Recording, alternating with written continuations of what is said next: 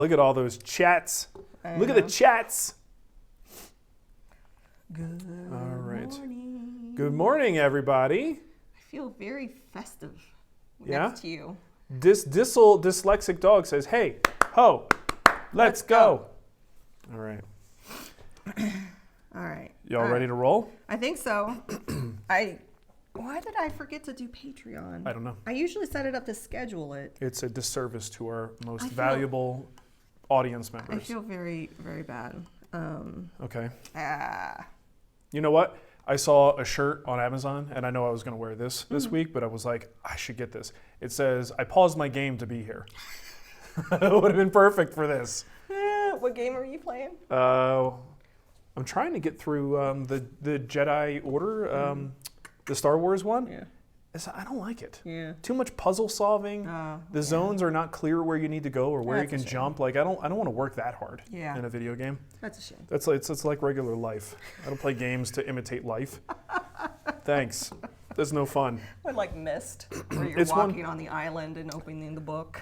Yeah, it's one of those games where like I'm inclined to keep a walkthrough open on my phone and just watch it every time I get stuck. But then I'm just like, okay, let me copy what this person is doing. What kind of way to play a game is that? I know. I've had to do that a few times in Tomb Raider. It was like the old school days when I would hold the Brady Games manual open and get through Final Fantasy using it. Yes. Oh, well, this has been video game talk. Hey, it's the top of the show. We're Brought letting to you people by- come in. People are coming in. We're just chit-chatting. Oh, Mateo's saying he wants more time. For what? Matthew Splelt says, hey, Mark, nice beaver. Thank you. It's my angry beaver. It's a very angry beaver. If you're not familiar with the angry beaver, this is Duluth Trading Company's logo, mascot, I guess. Yeah, they put him in a lot of their advertising. I love him. He's funny. Hey, somebody from Essex, UK. My brother's in the UK. You should say hi to him. Is that if you run into him. in Essex? Essex? No. I thought he was in London. It's just in the UK in general. I don't think they all know each other. They do. It's a small place, Nicole. So It's all like the size of New Jersey. yeah. All right. Okay, should we do a show today? I think we should do a show. I think people are filing in. They are filing in. All right, let's get started. Avoiding work. It's okay. Yeah. All right, it's Friday Live. I'm Mark. And I'm Nicole. And today, we've got a couple thank yous to give to people, some woodworking stuff. I only have one. One, thank you to people. We've got some sweet sweaters to show off here today. And we're going to answer some woodworking questions. Yes. I've got questions. No, I don't, because we don't have the Patreon questions. All the questions today will come directly from the chat room over on YouTube. And if you want to help us out, you can do that at patreon.com/WoodWhisperer. And if Nicole remembers to put the questions up each week, I promise. you'll be able to ask your questions next week and get priority for treatments. for our Friday Christmas show next week. I promise to have that up. Yeah. In fact, you know what? I'm just going to put it up today. Okay. And then we'll have like a huge log of questions. Gary Badger wants me to show how I ended up using the under workbench storage. We can show that. Jason's here, so we not on. I don't think we showed it on Friday Live. Okay. Do you want to start with that? Well, I want to start with this thank you. Okay. Because Jason can help us move the camera. Yeah. Jason's here. That's good. Jason's here, guys. We have a nice. Everything's fine. We got a package at the P.O. Box from Andy and Jane Ponder. It says, Mark and Nicole, a little more BS to go with the BS you have to endure on a daily basis. This has a cuss word in it, so if you have sensitive eyes, children around. But that's the brand name. Here, how about I just cover it? It's my understanding that this BS is a little better tasting, though. Oops, sorry. Oh, and I didn't realize there was a challenge coin. A challenge coin for the collection. It's from where I worked for 12 years before retiring last year. This company makes great spices. The whole line of spices is great. It's the Big Cock Ranch. He was a fire marshal. Oh, really? Yeah. That's great. That's awesome. Well, thank you. No, it says fire marshal. He might not have been a fire marshal. I think that's just, he worked at Denton County. Sure, Texas, right? Yeah. And then his wife made these cute little ornaments for the kids. These are fantastic. I wish I could crochet. Look All at I can these. do is a line. These are so cute. Thank you, How Jane. nice. Thank you so much, you guys. These are beautiful. It says, because of other commitments, my wife and I can't watch live on Friday morning, but watch the upload Friday night. You guys are not only educational, but very entertaining. Keep up the good great. work. Merry Christmas to a beautiful family. Always Hey, be safe. speaking Thank of big cocks, Jason the other day, he goes to Home Depot, and we're getting the stuff to fill the cracks in the concrete, and he uses the voice to text feature. Yeah. And he asked me, he goes, "Hey, do you have a big cock gun?" Stupid phone. Stupid phone. So yeah, careful with that voice to text. All right, shall we? Hey, Jason, how about you? Come on, man. Participate. I'm gonna. let me show you this real quick, and then we'll go back to the regular show. People are asking about it. Well, there's a lot of wires here too, folks. So yeah, just pull it back and then bring it down. So I can't do anything about these wires. Sorry. The wires are the wires, We're doing a as show. David would say. The wires are the wires. The wires are. Okay, so you can kind of see everything for the most part? Yep. Okay. Yeah, let's So go. here's what it turned out to be. I did some organization. There will be a video coming out. I've already got the edits back. I'm just on vacation, so I'm not going to do anything with it until maybe I get the energy to do it this month or January. But you know, drawers that don't really have any very specific type of organization, just stuff thrown in it. I've got a little bit of that liner material just so that they don't move around too much. Here's where the fun starts. I posted this on, that doesn't go there, it goes there. I posted this on Instagram, so people may have already seen that some looks of this. nice. But very specific, you gotta be pretty confident that you're not going to change your layout or your tool collection when you do something like this. I do have, for the ones that are wide enough, there's little magnets in there that help keep them kind of snapped in place. This whole thing is actually an insert, by the way, so I can take this entire thing out if I need to redo this at some point in the future. And then I did one for my mortising chisels with a little bit of room to grow here. And everything else from this is just kind of hodgepodge. I haven't really done any kind of organization. Inside here, just hammers. I've got a, one of these dingle hopper hootsy watchets, little shooting board. And again, nothing else is organized quite like these first, these two drawers here. You know what? This inspires me. Does it? You could make something like this for my quilting room. Oh my gosh, you're right. I'm inspired now as well. I'm downstairs working on my quilts, and I'm just like, I really need some storage. Let's go to the container store. Okay, let's I'm make fine. that magic happen. I'm desperate. Yes. Okay. We can buy it, and you can put it together. Okay.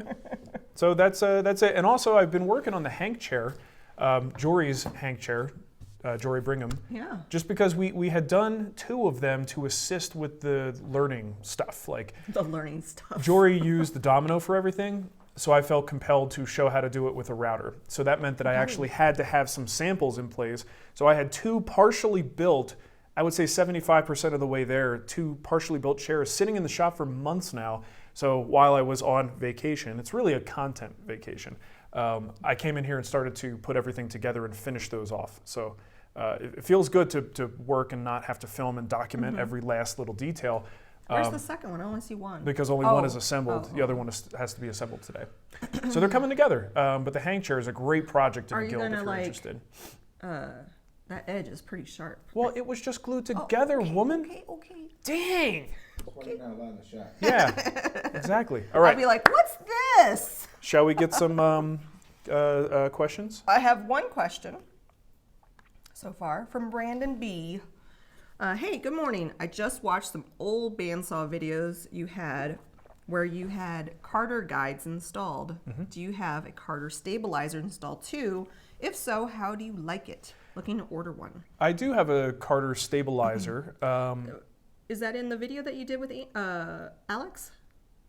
That's what I was going to recommend, yeah. So go look at the, there's a bandsaw tune-up video that we did much more recently. It's a couple years ago with Alex Snodgrass. And he came and installed some Carter stuff on both of these saws, including, and I believe when you're talking about the stabilizer, it's that little blue single-wheeled thing with a little notch in it, right? And that's basically, it's a very interesting thing. He shows how to do that, and that's what he uses to cut his reindeer, which are like all over the place. So you got 2. You got one tricked out bandsaw featuring Carter products, and then the best way to set up a band. Oh, no, they're both 2017. Which one's which? Are they two different things? Both of them. So both. So yeah, check both of those videos out. And I think that the tricked out one is the one that actually shows more of the details on the products.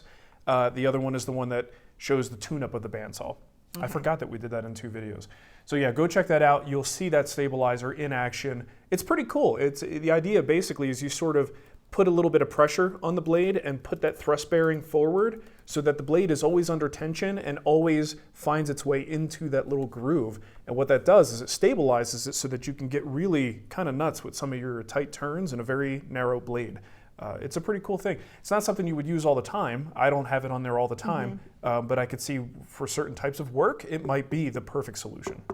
Ben Bodner's in the chat. And he Oh said, no. Let's be There goes honest. the neighborhood. The whole woodworking thing is really all about the quilts. Yes. Yes, it is. And he reminded me, I would love to have one of those quilt ladders and stick it to the wall so I can. I appreciate the fact that this is becoming Nicole's wish list show. It's Christmas. Yeah, it'll be a Christmas miracle if it happens. It's just this. It's toe sticks and some little sticks. We'll get there, sister. Just settle down. I'm actually I'm kind of hoping that at some point, this phase of quilting is just going to be over. It's not going to go And you'll away. be back to video games. I'm still playing video games. I'm playing Outer Worlds right now, and I'm quilting. Yeah, I beat that already. You're late. I'm not late. I was playing Borderlands 3. Let's answer some woodworking questions. This one's from Laura. You know my first girlfriend's name was Laura. Okay. Does that just make things awkward here? Get off that quilting now. It's not talking about quilting anymore, are we? Yeah. Okay. Great show. Suggestions for the router table? Jessam, Woodpeckers, or Incra. Thanks. You know what? All of those brands are pretty darn good. And a lot of them incorporate the color red. So you got that going for you. I have the Incra. I really like the Incra setup. It's probably a little more expensive than the others. A couple things I really liked about the Incra, the micro adjustability of their fence system. While I don't really necessarily feel like I need that at a table saw, which is one of their other products, at the router table, it is so handy to be able to dial in 1,000th at a time. Doing things like sliding dovetails. You're just trying to get that perfect fit. You could just, with a couple of clicks, move it just a few thousandths. The fence alone is one of the really strong reasons to get that. The other thing is dust collection. If you get their little box that they have, it just is a small box you could hook up a dust collector to. And it really is just super effective. You're collecting from the fence and from underneath the router. And some operations, there's just zero dust. It's fantastic. And their insert system is really good because it's kind of slotted. So it allows a lot of the dust to be pulled right through. So I'm a big fan of the Incra. But both Woodpeckers and Jessam have fantastic products. I would probably steer toward Jessam if I were choosing between those two. I've had Jessam in the past. They make great stuff, and it's been very reliable for me when I had it. And I switched from a Jessam to the Incra for some of those features that I mentioned. That doesn't mean I don't mean to disparage Woodpeckers. Woodpeckers is great. Again, all 3 of those, I can't imagine you're going to be unhappy with your choice. Can you pull up a picture I just texted you on there pretty easily? If you're talking while I do it, sure. I have a question here from Janie. It says, hey Mark, I've watched a ton of videos on making table saw sleds, but all the sleds are for cabinet table saws. Yes. Mine is a DeWalt table saw version and the blade is very close to the front of the table. I'm looking for some advice on how to make a table saw sled that can fit a table saw like this one and still be safe. Particularly not falling off the table when pulled back to fit wide stock when clearing the ends. My only conclusion so far is adding 10-pound weights on the end behind the blade. Jamie? Yeah, it's a little bit tricky. You really do have to kind of front load it in a way, maybe even by extending your miter guides, the little things that go down into the miter slots, extending them a little bit so that you have a little bit more support even when the bulk of the sled is in front of the blade. You still have something in those slots. I think you're going to need some infeed support. So you may just get yourself some infeed rollers, or you can even build a little platform that you would put right in front of the table saw. It's going to put your body a little bit further away, but it would give you something that supports your sled as you pull it forward. So effectively, you're just extending the front of the saw to some extent. And again, roller stands can get you there partially, but roller stands can be kind of problematic and it's not that much surface area. There are different types of stands out there too, where you might get a little bit, they have all the little steel balls on the top and you actually have a little bit more surface area. But that's what I would do. If you're really in a pinch and you need that extra space, go ahead and just build a platform, make sure it's nice and level. You might just kind of at the front slope it just a hair so that there's nothing to catch onto, and use that as just a little bit of supplementary support, and then push forward with that. Hopefully it won't get in your way too much, but that seems like a reasonable way to go with that. Okay, so you want me to pull that picture? Yeah, so I wanted to share a quilt that I'm working. I know he's not watching, and I know we have a lot of military that works. watch the show. So our cousin was in the Army, and he had all of his fatigues, and he's like, I don't know what to do with them. So I'm like, send them to me. So I made him a cool quilt. You see his hat and his shirt. Yeah, that's awesome. That is so cool. So I'm just about done with it. I still have to bind it, sandwich it in, but it's a nice, fatigue material. Tough stuff, huh? Tough stuff. It's almost like it's meant to go into war. Exactly. But what's nice about it, it's going to be a heavy, warm quilt. Yeah, no kidding. I did that, and I've been really enjoying making that for him. Mm-hmm. So that's awesome. I just wanted to share that's what's on my workbench. Yeah, it looks good. No, it's actually on the pool table. It is on the pool table. That's my workbench. That pool table that we have that we've never used? I use it. I love it. It's great. But we bought this house and it had a pool table, like a little mini game. And they didn't want to take it out. We're like, hey, just leave it. Yeah, they're like, you guys want it? We're like, I guess. Yeah, and we have not touched the thing. We played one game. Yeah, we did. One time. One time. In 3+ years. All right, anyway. Anybody want a pool table? No, I need it for my quilts. Yeah, we'll get an air hockey table or a ping pong table. It's fine. It's fine. Or CNC. How about that? Down in the basement. Yeah. Yeah, sure. That'll be great. Should we say something about that? Well, I think we could say something now. I might as well. Yeah. So look, because people have been pressuring me so much, actually, that's not the reason. For so many years. For so long. We are thinking about and quite possibly going to end up getting a CNC. Mm-hmm. The primary reason behind this is we were trying to figure out this template situation for the guild site. And we used to sell a lot of templates, and now that my mom moved to New Jersey and we're trying to downsize what she has to deal with, we got away from it. And as I'm starting to stock back up, because we're going to ship templates from here, we're considering the possibility of getting a CNC to help us produce templates for the guild. And even for the free site, if we have a project that requires it, we could sell some templates to go with it. So I wanted to bring that in-house, and we have, Jason is here. He could get trained up on it. It's great because I don't always have tons of work for Jason. So if it's something we could be like, hey man, Jason's like, I'm okay. Yeah, he's good. Go get some MDF. Let's run some, mirror frame templates.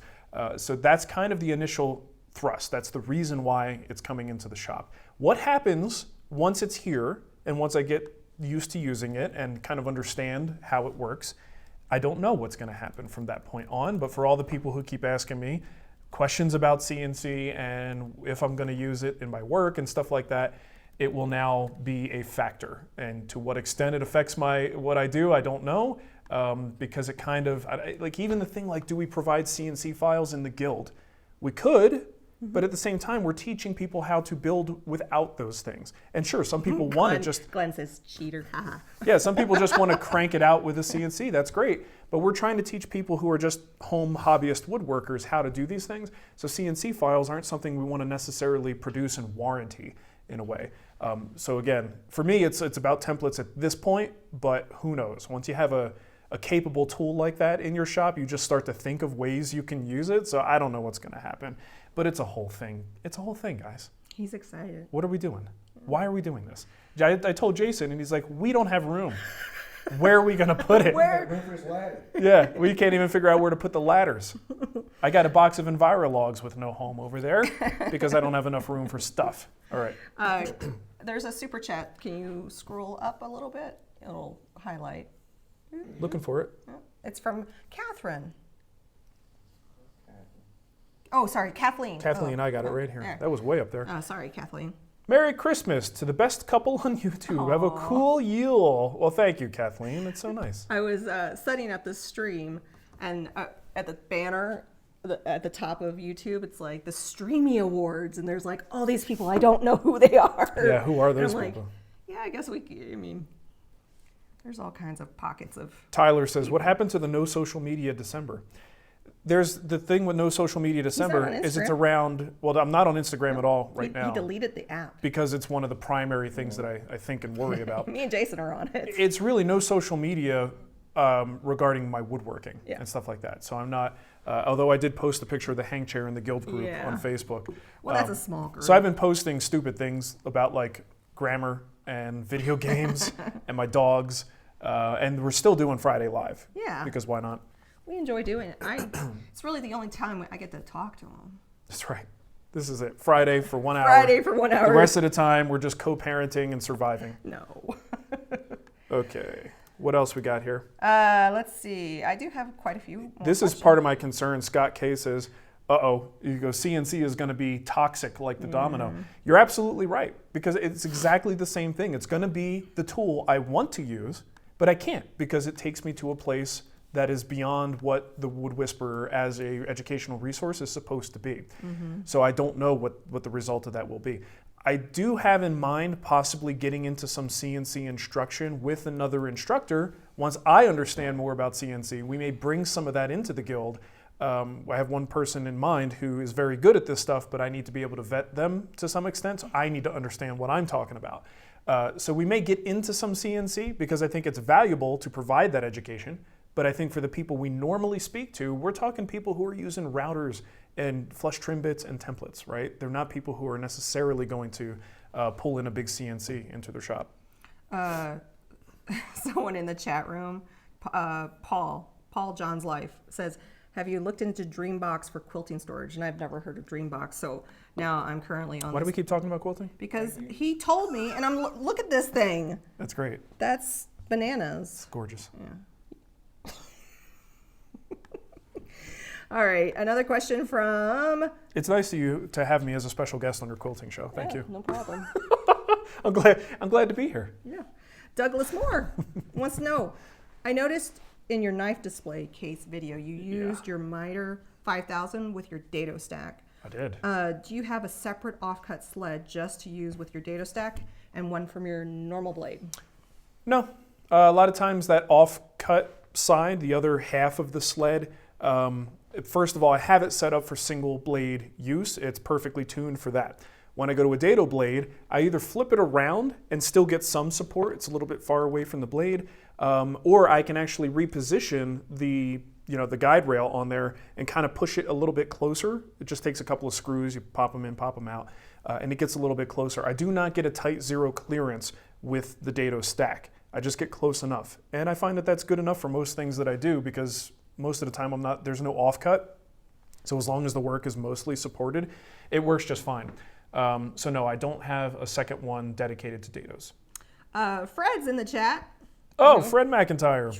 He says, have you thought about making a ping pong table topper for the pool table? Then you can see some paddles. Hey, there you go. That's not a Fred, bad that's idea. my quilting space. But I think if it was a ping pong table, you'd actually get more use out of it because it's a big flat surface. What? The pool table is recessed. You got a border around it. I know, yeah. Well, it would need to be smooth. You know, my grandpa, growing up, he had a pool table. I didn't realize it was a pool table because he always had a piece of plywood on it and then a tablecloth, and that was their dining room table. Never knew it was an actual pool table under there, but that's where we ate Christmas dinner and all that stuff. But it was just a piece of plywood on top of it. Vic just made the chat room go crazy. Oh, geez. Do you see what he just did? He just did a huge super chat specifically to allow a brand new guild member to pick a project. Oh, cool. Mary, ho, ho, ho, love your angry beaver. Well, here's the cool thing. I totally forgot. This is the big weekend that the chairs are on sale too. So the sculpted rocker, the Morris chair, the contemplation bench, the dining chair, and Adirondack chair are all 20% off right now. That is awesome. Vic, you're crazy, man. Vic, you're so sweet. Thank you so much. Well, so how you'll put that in your bank of things for people who need help? Mm-hmm. You got someone in mind? I do. I have somebody in mind. She's gonna play Santa Claus. Ho, ho, ho. Well, we're going to play Santa next week as well. Yeah, we probably should have Maybe. led with that, huh? Yeah. So next Friday night, we're going to do an evening show. PM show. And we are going to give away lots of stuff from Mark's shop. We have Mitch from MLCS heard me last week, and he emailed me, goes, "Hey, I heard you," and he's giving me the marrow clamp. He's giving me a set of those, and then he said, "And if you want," and I do want. I want a router bit set. Oh, that's fantastic. And then we also have the sharpening system from Empower. Yeah, I just got a bunch of things. I cleaned my tool wall at some point, consolidated some things. So I've got extra tools and things, which happens every year. And we'll put all those in the giveaway, and it's going to be a crazy, crazy time. Good times. Woohoo! So you know what, Vic? I think I'm going to wait to give your project out, maybe on. Yeah, maybe we could hold it for the show. Is it out? Is and that we okay? could just say on behalf of Vic Hubbard, Yeah. Mr. Generous Pants. He's great. He's been with us really since the beginning. Yeah, I think so. I think so. One of the earliest Vic, you found people us who in made 2006, himself right? known to us. Yeah. Taylor just did a super chat. I broke out the files and got my template as close to perfect as I could, and the dice boxes turned out great. Oh, from last excellent. week. Okay, I barely remember The dice that question. box. Yeah. Remember I said I would like you to build me a dice Oh, box? and he was having a router thing, Yes. a router Yep. issue. Yep. Okay. Because we were talking about the templates. Right, from he was trying to get it straight on the inside of a square. See, I got a memory. Doesn't often work, but this week it did. Are you going to dress up as Santa next week? Yeah. All right. Why not? I feel very festive. The kids make me do it every couple of nights. Ava, once they like me to dress as Santa And chase them. and then they run from me. And I'm like, come here, sit on Santa's lap, little kids, and they take off running. It's fantastic. Sandra in the chat says, "Hi guys, I'm 6 years young, and you have inspired me, and now working with wood, and I love it. Thank you so much. Keep up the good work." That's awesome, Sandra. Can I just say how fantastic it is that so far, out of all the people we've talked to, and it isn't like we selectively pick them necessarily, 3 women. I love it. We've had interact with the show. And this is not something that would have been the case, 5 or 6 years ago. I love the fact that this show is a little bit more appealing to everyone so that we definitely get a little bit more of a variety in our audience. I love that. Matthew. In other words, Yeah. I love the women. Me too. Jay smiled. I said that. I used to work in tech. I used to do a lot of tech training, system admin work, and I was one of the few women in the room usually. Oh, yeah, I remember that. So I really love Even when you women. did sales. I used to hear the stories about what it's like to be a woman going in front of a room full of just older IT guys who just and have to teach them something Yeah. is a little intimidating. It can be a little challenging. Yeah. So I love that women are finding the craft because it's amazing, Matthew Baus, who does our show notes. Matthew, you're awesome, so thank you. I want to apologize because he says every week. Yeah, every week my wife has mentioned that she wants the sweater you're wearing that week. So this is definitely a Duluth sweater that I bought myself because I love that they have the little finger things. Well, and the funny thing is, just for the record, Yeah. they pay for very specific advertising. Yeah. This, and when we just they generally didn't. wear it, that is not part of the agreement. No, but I will give you the link to our to their gift guide because we didn't do a gift guide, and I'm actually going to do an Instagram post that says we didn't do a gift guide this year, but Duluth's gift guide is pretty great. Yeah, it's some fun stuff on And there. I got a few things on there for you. You don't know about them yet. Oh, okay. And since you're on Instagram, you won't see when I won't post see them. it. That's right. So It's tough. I mean, there are times where I pick up my phone and I expect to have a certain amount of things to do. Yeah. And without Instagram on there, I'm left going, that's it? That's all I have? That's all you gotta And it's actually hard to retrain your brain to just put the phone down or realize that the phone doesn't even need to be near you. Yeah. It's a very weird wiring of your brain Does sort of thing work? that happens. Oh, there, the link worked. There it is. That's our Good deal. link for Duluth. But check out their gift guide. There's still time, and if you have one, Yeah, look. and we are continuing to work with them. Yep. But the sporting of their stuff just on a regular basis is simply because these are my pants, and this is the goofy shirt that we wanted me to wear this week. I love it though. They're good people. Let's see here. We got a question from Dustin Wade. Hold on, Danielle says I think the reason for all the women here is that it's fun and not just all tech talk. Yeah. Oh, It's you. You bring in the softer side. The softer side of the Wood Whisperer. It's you too. Boop, boop, boop, boop. Get out of here. You're going to give me a Peloton now, aren't you? That's what it is. Well, if I've learned anything from that commercial, it's that I should be giving you a Peloton.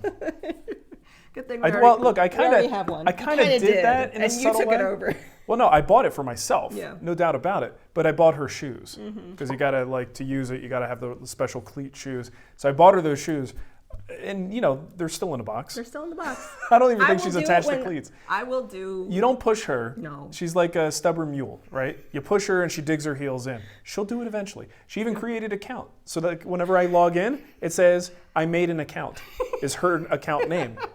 But she's never done anything with it. No. Actually, Mateo has used the Peloton more than you have. Yeah. One day, we'll I get you on there. In my time. In your own time. In my time. Yes. 2021 is Let's your go year. back to Dustin Wade. He wants to know, are all router lifts made to the same dimensions? I have a Rockler table, but but the Bosch lift I have didn't fit in the mount area. If I have to upgrade to a higher quality lift, are they designed to fit? No, a lot of times you'll find with those router tables that you're talking about the insert, not the lift itself. The insert is the plate at the top. Sometimes they're just different dimensions. I don't know exactly which ones are compatible, which ones will go between what. Now, I will say that Incra, if I'm not mistaken, is a relabeled Jessam Master Lift 2. So you might find that those two are compatible simply because it's actually made by Jessam.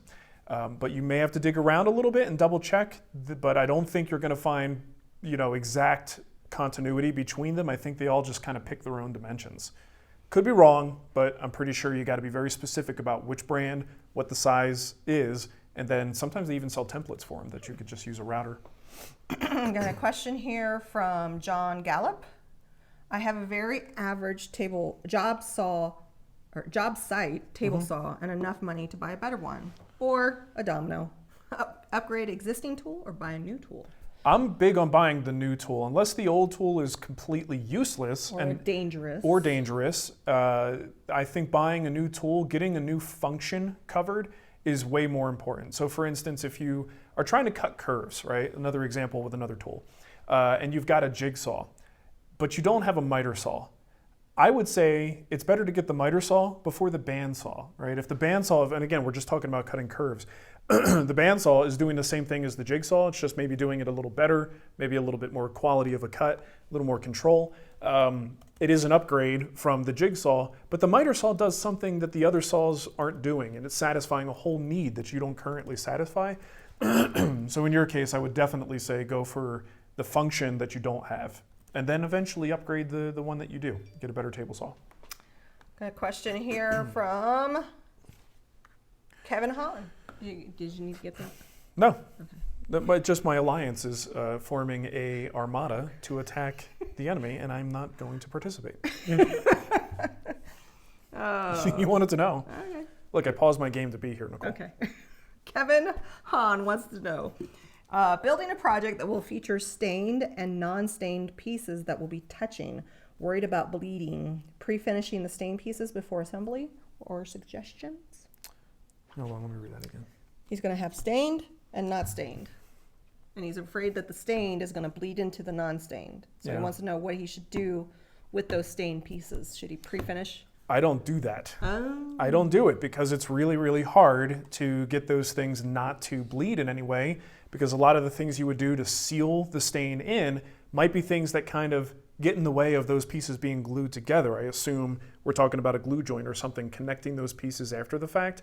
So you can do your best to try to keep all the stain and finish. The point is you got to have some kind of a sealer on there, or if it's a stain, there are some stains that once they're cured, they're pretty, stuck to the surface. Like a general oil-based stain, once it cures, once you hit that with Armor Seal, oil-based poly or something, it's probably not going to go anywhere once it's cured up. If you use a dye, something that can be very easily reactivated with water, that might be a little bit more problematic, right? So this is kind of it depends on what you're using, but generally speaking, I try to avoid this sort of thing because there's always this, after you glue things together, you usually have to work the surfaces a little bit to keep them nice and flush. And how do you do that if you've already stained one of the pieces? So it's a challenge. There are creative solutions. I've never really delved into them myself just because it's just annoying, you know, and it's one of those annoying challenges that I try to avoid as much as possible. Mark CNC is like Shannon's planer. Not even, Richard, not even close. Shannon's planer is like, it's like a lie to the whole hand tool school. Oh, stop it. You're not even doing For wood me talk. to- Because for me to you get don't deeper, do wood it- talk with him, you're going to give him crap Yeah. in other places. Like he's the hand tool guy and he's got a planer. What's that about? You know, for me, it's just, yeah, I like technology. I'm just using more of it. He can change it. He can change. Who, Shannon? Yeah. Why not? I agree. It's fine. I'm just Yeah, busting his okay. balls. Well, just making sure, because not everybody watching knows that you're buddies with him. Oh, they should. They should know. They should also know that I'm a smartass. And I usually, like the little kids on the playground where they pick on the girl that they like. I pick on my friends. Okay. So. Hey, you know what we should talk about? That Friends? Babinga shirt that is currently on pre-order. Yes. Because I need to send an email. We need to get more yeah, people a few. buying that. Yeah, because we're doing a pre-order on a shirt. Mm-hmm. It's supposed to be sent out after Christmas though, so don't. It's not a Christmas gift, Yeah. yeah. So at the WoodWhisperer Guild, head into the store. There's an item as a pre-order, and that's the Babinga T-shirt. And it's goofy and funny, and people asked for it, so we did it. But like I always say, And it was Matt Scranton that originally had it the was, idea. yeah, that's right, and he's getting a free shirt Yep. as a result. But the thing is with this stuff, I always say, like, people say they're going to buy stuff, and you can count on probably about maybe 10 to 20% will actually do the purchase, even though they said they would. And that's holding true. Like, we're not selling that many of them. Yeah. So if you are interested, go ahead and get on it. But it's this limited run T-shirt thing. When they're really goofy like this, I don't think we're going to do a lot of it because it's a lot of work and it's just not really worth it because I don't think that many people want the shirt. I want it. I know, it's funny, it's great, it's a nice inside joke. And I can see why a lot of people might want it, Yeah. but there's also a lot of people who aren't interested in You're it. like, I really don't want to wear Mark's face on my. Yeah, and that's what I expected. So no surprises there. Let's see. We got a question from Chris Calnassi. Mark, sorry, Chris, I did get the Patreon up, but I did find your question. Mark, could you go into all the different types of chisels? Yes, of course. That's what we'll do today. I got my blue spruce dovetail chisels, but there is a bench and mortise and a butt and a fishtail, etc., etc. So many options. All needed? No, not at all. I think if you're really getting into hand cutting dovetails, there might be some specialized things like the fishtail chisel, dovetail chisels. These are things that will make your life easier. I don't think you absolutely need them. What you need, I don't even have them behind me. I used to be able to refer to my chisels. They're not there anymore. What you really need is a set of bench chisels. You could do a lot with it. When you hit limitations, that's when you start to think about specialty chisels. So depending on what kind of work you do, some people like to add some paring chisels into the mix, which generally are long and flat and allow you to very easily pare surfaces, which is slicing. Like think about slicing the the shoulders of dovetails or the shoulders of your joints. You're just kind of flushing the surface. Your mortise chisels are usually heavy duty, very thick. They are intended for chopping mortises, so you've got a lot of body to it. Those aren't absolutely necessary. You could use your bench chisels for that. If you're doing a lot of hand cut mortises, well, that's when the mortising chisels come a little bit more handy, and your bench chisels might not be adequate because they're not as thick and beefy. So again, mortise chisels not totally necessary, but kind of nice to have depending on what you're doing. The fishtail chisels are just kind of like a fan. It looks like a fishtail, but they fan out. And those can be handy because that curve behind the blade, it allows you to really get deep into corners. If you're doing the pin sockets of a dovetail joint, you can actually get those down into that corner really easily. And then you've got dovetail chisels, which are sloped on the outsides and they come to a point. A lot of chisels wind up having a flat, a little square end on them. So when you're trying to clean pins, say you got that pin clamped vertically and you're trying to clean the shoulder, as you go through, you can mangle your pin a little bit because it's angled in this way, and your chisel is straight. So you're pushing in and it just kind of jacks it up. Those dovetail chisels are nice because they go down to a sharp point and you can get right into that corner. So there are other ones. Butt chisels are basically just like really short bench chisels. I do like those because of the form factor. It's just a smaller chisel with you have smaller lengths. So if you're doing really detailed tight work, you can kind of choke up on it and get a nice grip. So I do have a couple of butt chisels for that reason. But you don't need a full complement of butt chisels. Oh. Someone's at the I was front like, door. what's going on? I don't know. It could just be a package. I'm like Ava. What's that noise? What's that noise? Yeah, there's a Google Nest Mini behind you. So I mean, that's a very brief overview. Hopefully that makes some sense to you. There are more. There are skew chisels. There are offset chisels. There's all kinds of things. The way to know if you need them is when you hit a limitation with what you currently have. Then look around and go, hey, I wonder if there's something that satisfies that need. And then you go, yes, dovetail chisels.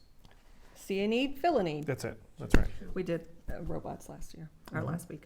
So I just want to make John Warren, if you're still in the chat, see my message to you. He was in the military and has a lot of his fatigues. I decided I'm going to offer 2 people a year. I'm going to start with 2 because that's easy. But I'm going to offer that as a free service. So if you would like a quilt, email me and we can talk about transforming your fatigue. Two military quilts a year? Yep. Okay. I might make more, but for right now, I'm going to commit to 2, and I'll select 2 people and I'll make them a quilt. Okay. Because a lot of times, I think they just they don't want to get rid of them, but they just put them in a bag. Yeah. And a quilt is a cool way to do stuff. If you're interested, I'll make you a quilt. That's fantastic. Look at you. Let's see. I just got to figure out a way to find my guys and gals. So I found one. You'll find plenty. I'm sure you will not have a problem finding people who want a free quilt. And people who want to get rid of boxes of fatigues that they might have been keeping around. And it's like, oh. Good title from Kojak Silverback, Butt Chisels and Cock Guns. Fred McIntyre wants to know, did you ever get a chance to go try out the Shaper Origin? No. I didn't. Yeah, that's right. You were going to go to the store. That's been on my mind for a while, and I did not get a chance to try that. Oh, okay. And at this point, if we do wind up doing the full-size CNC, I don't think I'm even going to worry about it. There we go. There we go. Connor wants to know, I'm making chairs for the parents for Christmas. I'm using Tried and True. I'm halfway through the first coat, and I'm over it. Over it? Is it okay to finish at 1 coat and then give them a can of the remaining finish? Here, you do it. How much do you like your parents? I mean, Tried and True is the kind of finish that it gets better the more you apply, and you do have to be diligent with it. I did those cutting boards, and I have been putting coats on them since I made them.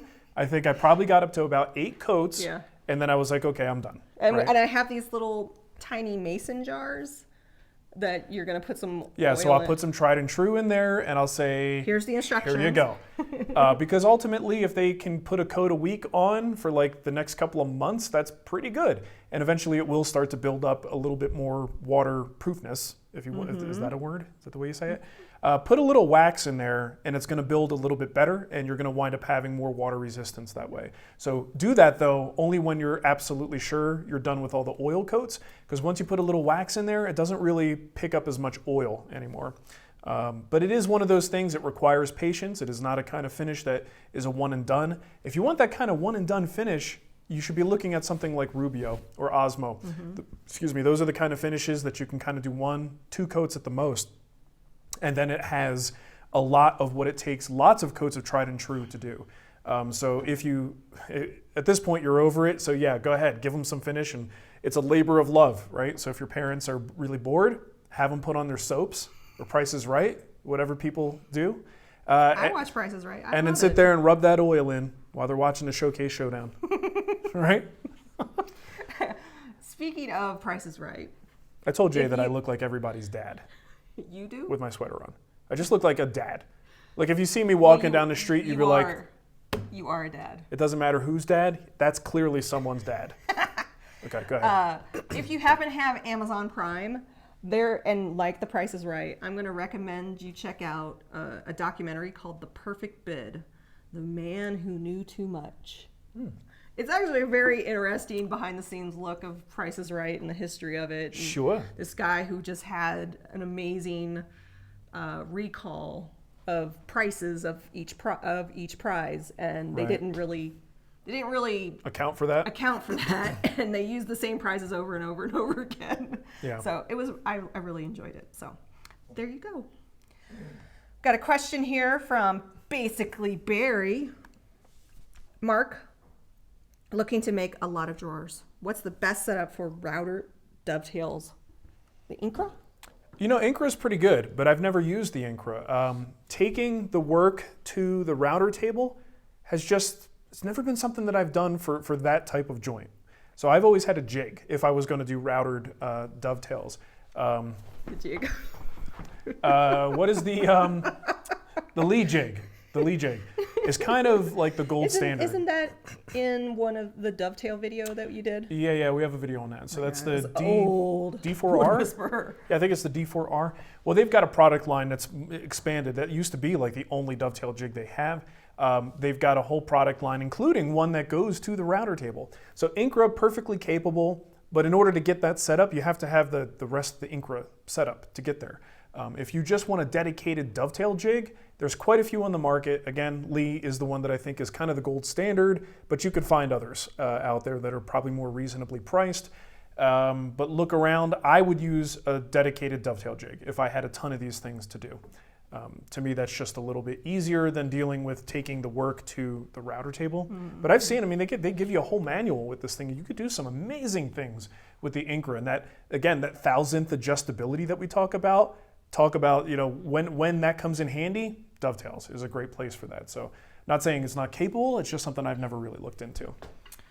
Jeannie Grassi has a question. What finish would you recommend for tool handles that will get touched and handled a lot? Probably a lot of oil.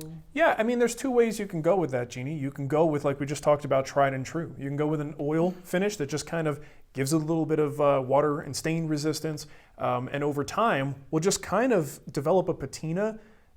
Maybe it sounds a little gross, but from the oil on your hands, and over time they just kind of look more worn, and that's kind of the look you're going for, that natural patina over time. But you can also resist that a little bit and go with a more protective finish like any other piece of furniture, a film finish. And any finish will work. A lot of times with tool handles, the easiest thing is to maybe get like a spray can of lacquer and hit them with that. When I look at my chisels that I've got down here, the blue spruce, those have a very shiny finish on it. They're all about resisting stains and looking pristine. That is not one that's going to develop a natural patina over time. I might wear through the finish to some extent at some point, but that won't necessarily look that good. I think if you had started with, like I said, like an oil finish and it combines with the dirt and the schmutz on your hands, and over time, it could look pretty cool. So I think there's two schools of thought. Go pristine and hope to resist all the wear, or go with something that's a little bit more natural and wind up having a natural patina to it. John Howard. Sorry. Oh, okay. I was going to say, while I love the really shiny look and the very durable finish on those chisels, I actually think that a more natural finish is better because you get a little bit more grip. It's not slippery. If you do have maybe a little bit of sweat or whatever, a more natural finish is going to absorb that and give you more grip. So while I kind of like the look of the shiny, I don't think that that's the best. It's like having a shiny film finished workbench. Shiny. It's slippery. A workbench that is, a matte finish and maybe just has natural oil in it is going to be a little more grippy, and that's what you want from a workbench. John Howard wants to know, is there any hope of expanding the sizes available for the t-shirt? I don't think so. We're limited to what we've got up there. And then Kojak Silverback says, I like the shirt, but I don't like it in black and white. Well, good thing. It's not in black and white. It's in dark gray. Charcoal gray. And light gray. And light gray for the print. It's not black and white. The thing was, I had to choose a color that I like. So it was, I've had people say we want the green color, right? Because the original poster with Sheldon is green. We had to limit it because it's such a limited thing. It's not going to be bright white. It's going to be a gray print on a charcoal, a darker gray. Yeah. So you have to forgive me for going with my tastes on that one, but I had to make a choice. And when in doubt, go with your gut. It's what I would wear. It's what I would wear if I had to wear my own face on a shirt. Michael Lowe in the chat says, "Hi guys, just found your channel and love it. Oh, I no can't kidding. wait to try out some of the projects you've done." Michael, you have a long list. Yeah, you got a list. Many, I don't know if many know this, but and I need to update it with some of the recent ones. But if you go to the woodwhisperer.com/free-plans, Is that updated though? I need to update it. But it's still a good place to start. I mean, there are a lot. It's just a list. It's just a huge list. Rather than going to every single video, I've tried to consolidate it into one long list to kind of give you an idea. So I'm going to put that link in the chat for you. Cool. Check that out. We have a ton of free plans on the main site. And then if you really want to get into like step-by-step woodworking education, that's where the guild comes in. Yeah. We're 10, talking like 15, 12 years? How many years? 19 12 or 13 years of content? on the WoodWhisperer. Yeah. You can also watch us on Amazon Prime. It was crazy. I think Jason was looking at some stuff. I think he was looking for the art easel. Mm-hmm. So he started digging back into the archive, and he's like, "Holy crap, man!" He's Yeah. like, "You have so many videos," and it's like, we're not really that prolific in the sense that we produce 40 to 50 videos a year. But when you do this for as long as we have, it adds up. We're around over time. 20 to 30-ish a year. That's what happens when you're playing the long game. Yeah. I don't plan on burning out anytime soon, and it's always been the long game. If you're producing that many videos a year, something's got to give. And for us with kids and other priorities outside of work, it's really hard to imagine doing that level of production. It's crazy. Someone just messaged me and asked if the projects expire after a certain period of time in the guild, and they don't. They're here for life. You have access to them indefinitely. There are people who will come back and they'll be like, I let my membership lapse. I'm like, I don't know what you're talking about. There is no membership per se that lapses. Once you buy a project, you become a guild member, mm-hmm. and you're there as long as you want to. And you could go away for a couple of years. And you can still go to the guild meetings, use the vendor discounts. That's right. Yeah, the interviews, which we really should try to do more of those. Of course we should. It's just on my list of things. I know. One day. I love doing the interviews. They're great. It's just, again, something has to give. Just like I think Friday Live was really at fault. I think Friday Live was the Yoko Ono for Wood Talk. It's because of Friday Live that I was like, something has to give. I got to take something off the schedule. Wood Talk is 10 plus years in. Yeah. Time for that to be retired. Sorry, Matt and Shannon. He'd rather talk to me. That's why they call you Yoko. Secretly in our text stream, that's your code name. Hey, I'm sorry. we're doing a show here. You're doing customer service in the middle of the show. What about the people watching the show, Nicole? I'm sorry. You can look at questions too. Yeah, but I just have a few here. I've already asked all my questions. Okay, so Aserio Lusra says, for the tool handles, boiled linseed oil or tongue oil? Great choices. There you go. And that tried and true oil is a polymerized tongue oil. You've got Mahoney's walnut oil is a polymerized walnut oil. Those are all in that family of finishes that would be good for that. And I think I would, with those finishes, put a little bit of wax in there too. I think that little bit of wax with the oil as your last coat is a good thing for stain resistance and stuff like that. And also just the feel, the touch of it is nice. All right. What else we got? Let's crack a few out. Dyslexic Dog wants you to bring Jay Bates on for CNC training. I want to find the person who thumbed down this show. There's one. Show yourself. Whoever you They're are. probably just upset that you... They don't like my beaver? Yeah. You're like, yeah. He said yeah before it even got... So, who was it? Gary Grimm. Well, someone wants to know what CNC we're getting. Oh. This Is might... it the 2x4 one? I don't know. Well, we don't even know that we're getting it. It was put in as a proposal for 2020. We don't know for sure. Generally speaking, because Powermatic is an ongoing sponsor. They've been with us since the beginning. Yeah, if there's a tool that they make and I'm getting a new tool, it's probably going to be theirs. Otherwise, it might create a little bit of friction. Yeah. And I don't like friction. Gary is a new guild member. Welcome to the guild. How do I use the member discounts? Are there codes? Yes. Yes. So if you're logged in to the guild site, all you need to do is go to the woodwhispererguild.com/discounts, and they'll be all right there for you. If you're just on your project page, it's underneath the drop down where your account is. Yeah, so it's click listed. your avatar, and you'll see discounts. You'll see some other things in there that you might There's not have known a bunch about. of stuff in there. We piled a lot of stuff in that drop down. We did. Doug Johnson, which finish is the closest to what Sam Maloof made? Well, you can cut to the chase on this. Go to Rockler and buy the Maloof finish. So they have a couple, I believe it's still 2 products. One is kind of just an oil mix, and the other is one that has varnish added to it, which is kind of like, I don't know, might be boiled linseed oil, tongue oil, and varnish. There's a little bit of poly in there. You can make this yourself as well. But if you really just want to get exactly the formula that Maloof used, you could buy the can with, it's got Sam Maloof on the cover and everything, or on the label. Hey, did you hear about Charles Neal? Yeah, I did. And I didn't look into it, so I didn't want to say anything about it, because I just saw the post in the guild group that Charles is getting out of woodworking for health reasons, and that he's selling off all of his tools. Yeah. So if you're not familiar with Charles Neal, you should be. Go to cn-woodworking.com. That's his website, and he's been around since, I mean, he started like in 2007, right? A little shortly after we did. Shortly after we did. In the beginning, in the early days, Nicole. Early days. There were 2007. There were really 3, or possibly 4. You would say me, Matt Vanderlist, Charles Neal, and Tommy Mack. Yep. That's kind of the people who started all of this in 2006.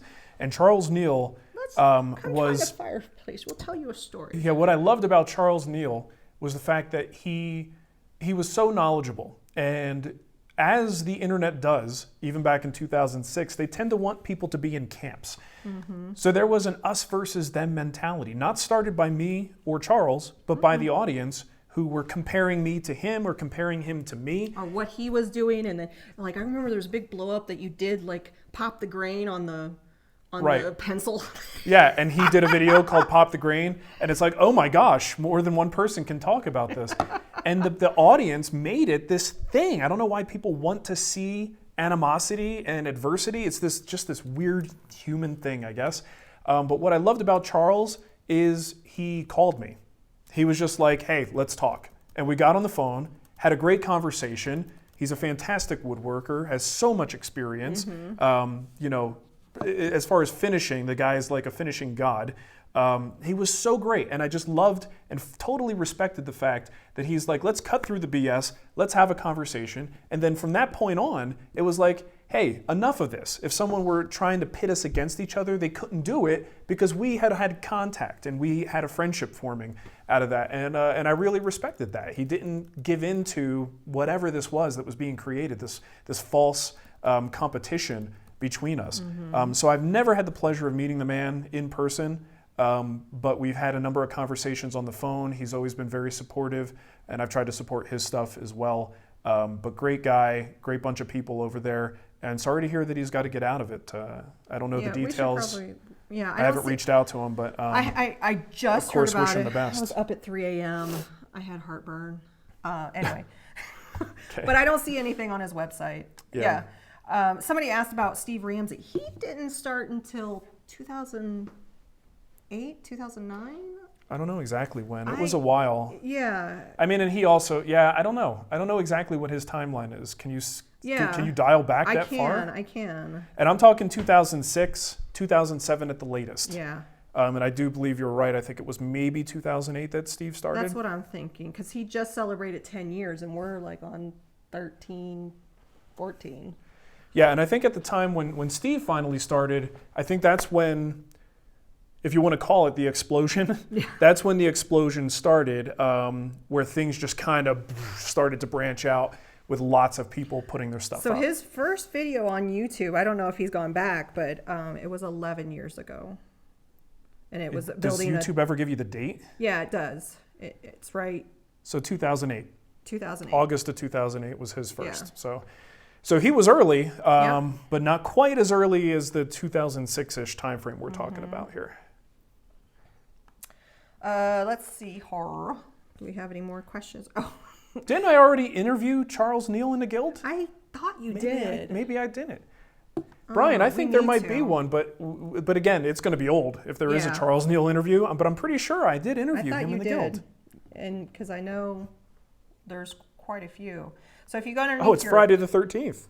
What do you know? interviews, here's the interviews. Well, no. Yeah, Oh, yeah, there he is. There's So we do Charles- have one. 2009. A 2009 interview.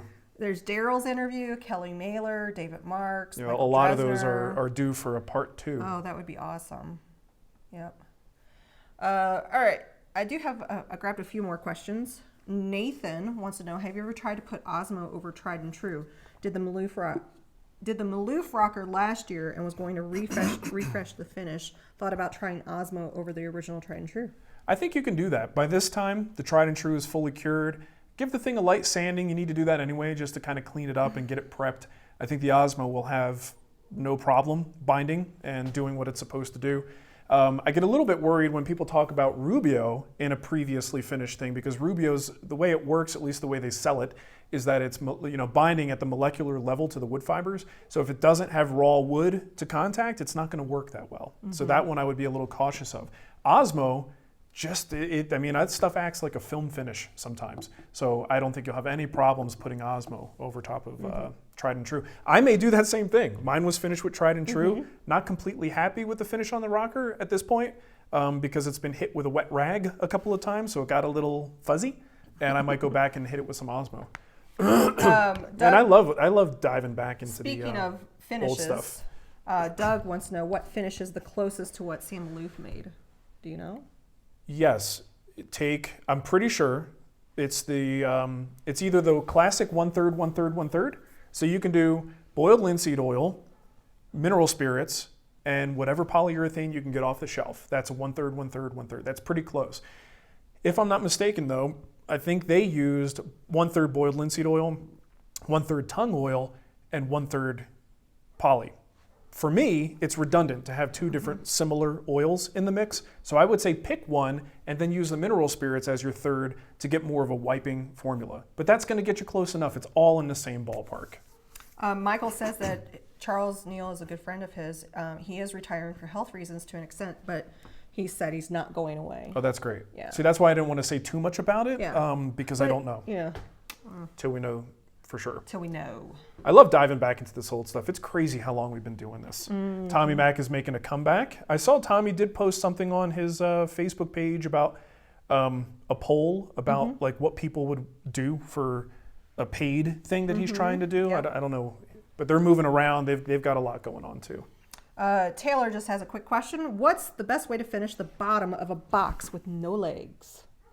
Bottom of a box with no Just legs? sitting straight on something. Any finish, Yeah, any finish you want. I don't see any limitations or any Maybe he's reason. afraid it'll scratch. I don't know. I mean, unless you tell me what your concern is, why you think you need a specific finish, I would use whatever finish you're inclined to use just in general on the rest of the piece. Anything will work. Sometimes you have to give me more details on why you need to narrow your focus down a little bit. Good finish for coasters. Here we go. So Chris says, good finish for coasters. Keep it simple with poly, tried and true maybe. Yeah, either one of those will work. I think this is the same sort of situation with any food-related or abused item. You have to decide, do you want to go with something that's easily repaired if there's damage, or do you want to go with something that resists damage, looks good for a long time, but then might need a complete refinish? Poly is good because everything just kind of bubbles up on it, but if you have a very sweaty glass and that water goes down and it just sits on the surface, the coaster is going to prevent it from, putting water on that surface unless it accumulates so much or you move it and it winds up dripping off. So having something that actually does absorb a little bit of water and then dry later is actually not that bad of a thing. So maybe a couple coats of a simple oil is really all you need, because then it'll still slowly absorb some of that water, preventing it from getting onto the table. The coaster becomes the sacrificial surface. And then maybe over time you might want to refinish them or freshen them up a little bit. So I'd be inclined to go with a more natural finish for that, because I think absorption is a pretty important part of a coaster's job. I think that's all I got. I like this. Josh says, when in doubt, shellac it out. Yeah. Anything else? I think we should wrap the show up. Okay, let's wrap it up. You said keep it at an hour. Let's keep it at an hour. You keep it at an hour. We did it. So we are going to do a Christmas giveaway show Next week. next Friday. Yep. 6 p.m. Mountain is when we're going to do it. I'll get the live up so you can set a reminder or anything like that through YouTube. Yeah. And we'll give away some stuff, drink some coffee or cocoa. Oh. I don't know. We'll see. I'm on my special yeah, diet you here. One thing I do want to mention, I'm seeing a lot of people making suggestions, especially with the world of finishing, a lot of opinions. And I hope people understand with this. I should probably reiterate this as much as possible. I don't do this show as, attempting to be this fountain of knowledge with absolute answers. I hope it's clear that when I say my opinion, that's all it is. This is my opinion from my experience.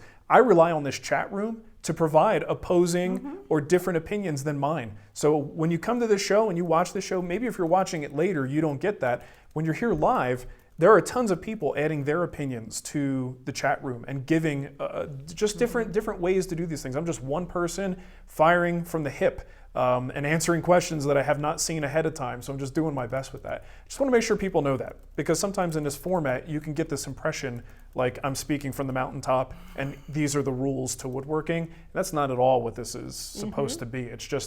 It's like us all hanging out, having some coffee together, giving opinions. It's just you guys can't be as vocal as us because we have the microphones and you don't. But if you're here reading the chat, you could see there's lots of good opinions. Lots of them. Michael Lusk wants to know about the band mallet. I think we've talked about it a couple times. This is made by Scott Hampshire, our buddy.